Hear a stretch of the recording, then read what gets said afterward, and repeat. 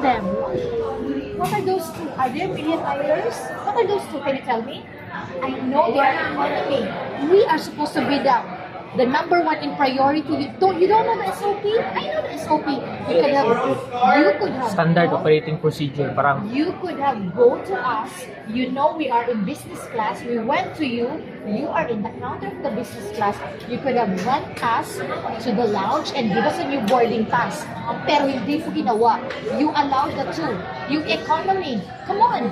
Ma'am, pasensya po. No, I don't accept pasensya. This is not pasensya. Ma'am, hindi ko kasi sila kilala. No! Why don't you say na hindi nyo kilala? Islam one ticket. Tapos niya po to isa kakauban ako. Yung taga-Katiil. Remember yung birthday ni Daddy, may surprise friend ako. Nagdala ng isang crabs.